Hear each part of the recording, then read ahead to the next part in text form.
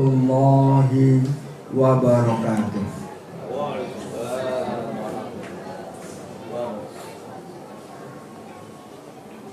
Marilah Bapak Ibu hadirin sekalian berdoa lebih dahulu agar Allah memberikan tambang ilmu buat kita dan kepahaman.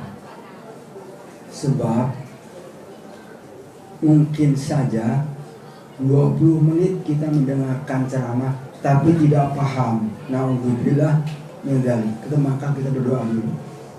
Sama-sama bismillahirrahmanirrahim. Allahumma zidna ilma warzuqna fahma. Allahumma inna nas'aluka ilman nafi'a wa rizqan thayyiba wa amalan mutaqabbala.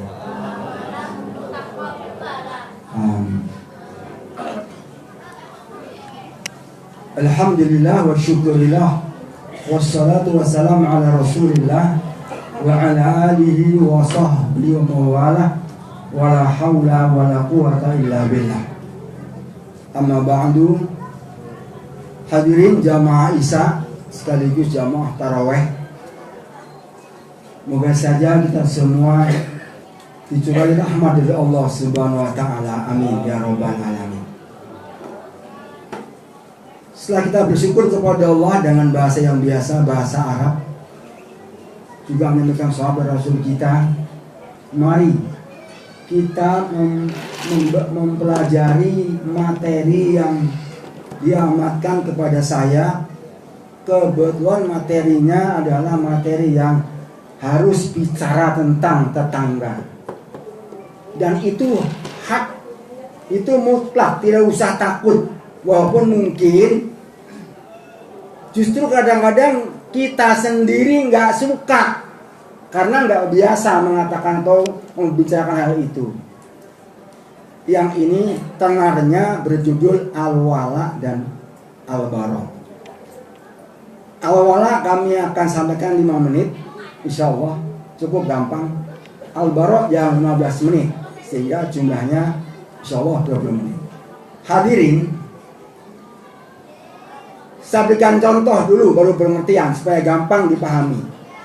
Tapi maaf, yang di belakang masih ramai banget nih ibu-ibu nih. Tolong yang membawa anak dinasehati. Sebab kedatangan dari sini sangat gemuruh sekali di belakang nih, kayak lagi jualan di pasar. Mohon maaf sekali lagi. Undur makola, kata Ali radhiyallahu anhu. Lihat dan perhatikan apa yang disampaikan, apa yang dikatakan. Wala tandur mangkola. Jangan kamu lihat, jangan kamu perhatikan siapa yang menyampaikan. Oh, yang nyampaikan tetangga, bukan ustadz luar. Ngobrol tidak boleh. Sekali lagi, undur makola, sama-sama. Undur makola, wala tandur mangkola. Insyaallah ya sudah diam. Bapak dan Ibu, tatkala Rasulullah SAW dengan sahabat-sahabatnya harus melaksanakan perintah Allah, hijrah dari kota Mekah ke Madinah, dan tidak sempat membawa harta benda kekayaan, berarti memang hijrah menjadi orang miskin. Orang kaya raya ditinggal hartanya. Dan alhamdulillah di Madinah sudah ada orang-orang mukmin yang juga lebih dulu beriman dan menunggu kehadiran Rasulullah SAW. Sehingga pada saat orang-orang Madinah menerima tamu orang-orang muhajirin, orang-orang yang hijrah, subhanallah, bantuan yang diberikan oleh orang mukmin kepada Madinah, kepada orang muhajirin tidak tanggung-tanggung. Semua apa yang dibutuhkan oleh orang muhajirin tersedia, diberikan. Walaupun sebenarnya hati mereka itu sangat membutuhkan. tidak sekedar makanan, minuman, suguhan, tempat tinggal, rumah diberikan. Bahkan subhanallah ada juga yang menawarkan salah satu istrinya untuk dinikahi oleh orang muhajirin. Pokoknya yang namanya bantuan yang diberikan oleh orang-orang Ansor Medina kepada muhajirin itu sudah seperti saudara kandung sendiri, bahkan melebihi saudara kandung. Pertanyaannya, kok bisa begitu? Sebab apa? Sebab al-wala'nya jalan. Jadi apa tuh al-wala'? Al-wala' masdar dalam bahasa Arab dari fi'il atau kata kerja waliya, artinya dekat. Hatinya sangat dekat. Sesama mukmin itu hatinya sangat dekat, sehingga melahirkan rasa cinta. Kalau saya dengan Pak Irfan tahu bahwa Pak Irfan saudara saya orang mukmin, pasti hati kita cinta kepada Pak Irfan. Bahkan kepada mukmin siapapun, tanpa memandang golongan, memandang madhab, memandang partai, harusnya wala ditegakkan. Timbul rasa cinta kepada sama mukmin, sehingga nanti pada saat saudara kita membutuhkan bantuan, kita bantu. Ini al-wala'nya jalan.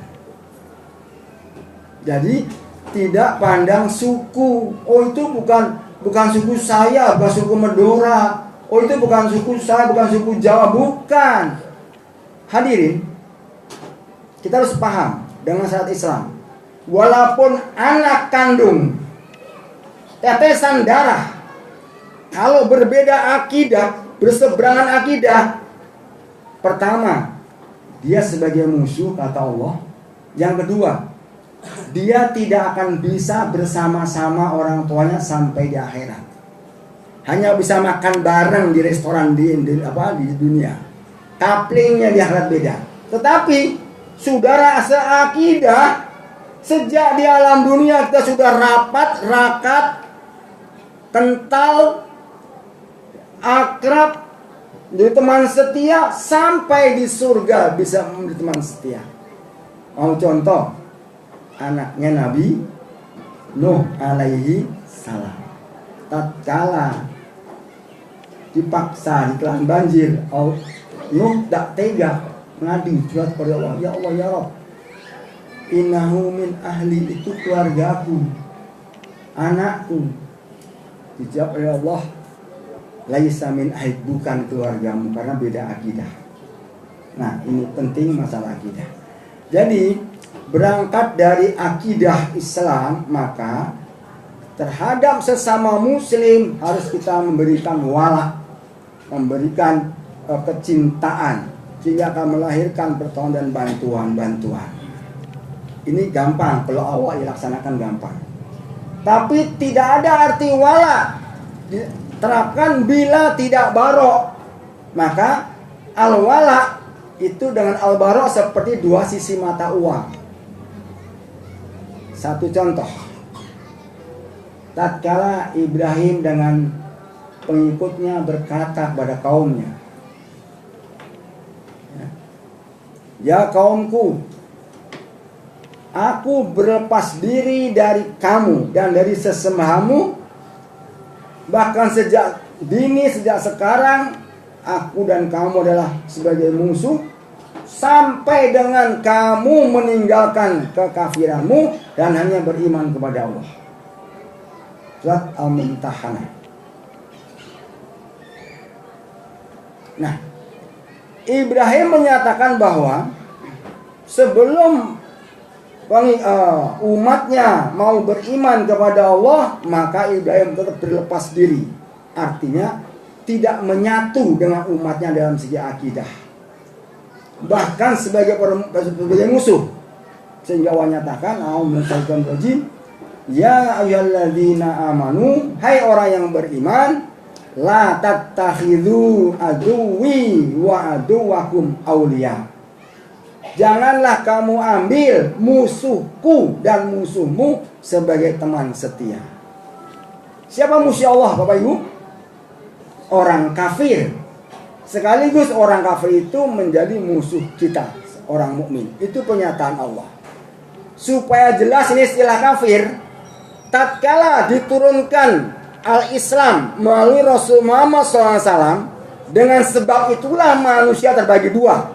Yang mau mengakui Muhammad sebagai Rasul dan seperangkat ajarannya, dia menjadi mukmin. Maka yang tidak mau mengakui sejak Rasul diutus tahun 571 Masehi, ya, sampai hari kiamat, yang tidak mau percaya kepada Rasulullah sebagai Rasulullah, maka dia disebut orang kafir. Jadi Nasoro adalah jabatannya ada 3. Nasoro yang meninggal sebelum Rasulullah diutus, surga. Ya, dia beriman kepada Rasulnya murni. Begitu Rasul Muhammad diutus ke alam dunia, maka yang beragama Nasoro kemudian tidak mau mengakui Muhammad sebagai Rasul terakhir alias taslim, maka dia sebagai kafir. Berarti kepada siapa kita harus barok? Kepada mereka yang tidak mukmin, siapa saja. Dan tatkala mereka beriman kepada Tuhan yang 3, namanya musyrik. Sudah kafir, musyrik lagi. Bahkan pangkat yang ketiga sudah munafik, ya, karena melakukan hukum bukan hukum Allah. Hadirin, jadi kepada non muslim yang benar menurut syariat Islam, kita harus baro'ah, artinya memutus rasa dalam hati tidak senang, karena dia adalah musuh Allah dan musuh saya. Tidak senang. Tetapi dalam hubungan kemanusiaan, bermuamalah, berakhlak, kita tetap baik. Sebab Rasulullah juga begitu. Tetapi tidak pernah Rasulullah mengucapkan selamat kepada orang kafir dalam acara apapun. Tidak mau, karena hukumnya haram. Oleh karena itu, pelaksanaan barok, ya, adalah tidak membantu, tidak loyal, tidak senang dalam hati, karena dia adalah musuh. Sampai apapun dia akan musuhi kita dengan cara apapun. Yuriduna, mereka ingin liyutfi'u nurallah, memadamkan cahaya Allah, memadamkan Islam. Itu kerjaan mereka. Bahkan kita tidak boleh menjalin hubungan cinta kasih dengan mereka. Kita tidak boleh menjadikan teman setia, tidak boleh memuliakan. Oleh karena itu, sebaiknya kita istighfar yang membeli petasan menyambut tahun baru mereka. Karena membesarkan syiar mereka berarti kita walak kepada mereka. Harusnya kita barok, memutus hubungan, ini malah mensuplai. Dalam artian membuat meriah, membuat syiarnya besar. Karena nggak enak kasih salam. Na'udzubillah min dzalik. Jadi hadirin sekalian, Islam punya ajaran yang jelas. Dengan tidak mengurangi hubungan kemanusiaan yang baik, yang rukun, yang bertetangga yang baik, tolong menolong dalam keduniaan, tetapi akidah tetap terjaga. Untuk berwala kepada orang kafir, no, kita harus baro'ah. Oleh karena itu, jangan sampai salah paham. Mana yang milik Islam, mana yang bukan milik Islam, mana yang hari raya Islam, mana yang bukan hari raya Islam. Jangan digebiah-uyah, disamaratakan. Kalau hari Islam kita saling salam-salaman, memberikan ucapan selamat. Nanti kita pasca Idul Fitri menyatakan sangat puas dengan ibadah Ramadannya. Taqabbalallahu minna wa minkum, di mana-mana. Ini akhirnya pada perayaan hari besar umat tetangga begitu juga ikut salaman, selamat. Ini namanya gebiauyah, campur aduk. Tidak demikian. Ingat firman Allah surat Al-Maidah 51. A'udzubillahi minasyaitonirrajim. Ya ayyuhalladzina amanu. Hai orang-orang yang beriman, kita lagi yang dipanggil oleh Allah. La tattakhidul yahuda wan nasara auliya.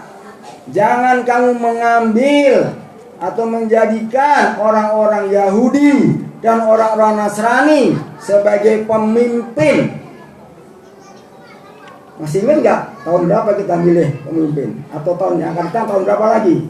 Ayat ini jangan lupa nih. Jangan kamu menjadikan atau mengambil orang Yahudi dan orang Nasrani atau non-Muslim menjadi pemimpin. Jelas perintahnya, bukan samar lagi, bukan kinayah. Berarti haram. Ba'duhum auliya'u ba'din. Sebagian dari mereka itu adalah pemimpin sebagian yang lain. Bukan pemimpin kita. Kaplingnya beda.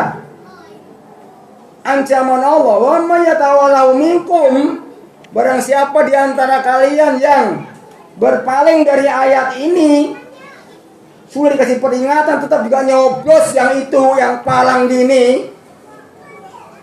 Apa kata Allah? Fa innahu minhum. Kamu termasuk golongan mereka. Dan dalam hadis, kalau sampai matinya belum tobat, orang yang bertasabuh, man tasababi qaumin huwa minhum itu, barang siapa yang menyerupai satu kaum maka dia matinya akan dikumpulkan dengan mereka. Kalau sampai mati nggak tobat dari dosa itu. Nauzubillah min dzalik. Al-Maidah 51. Jadi jelas sekali bahwa dalam urusan duniawiyah kita bermuamalah yang baik, kita mencontohkan cara bergaul yang baik dengan siapapun, dari muslimkah, non-muslimkah, tetapi dalam urusan syariat harus kita patuhi, harus kita taati. Hadirin, semua pastinya masuk surga, betul? Tapi kalau masih menganggap atau menerima syariat Islam ini setengah-setengah, ini kan masih urusan sangat pribadi, ya.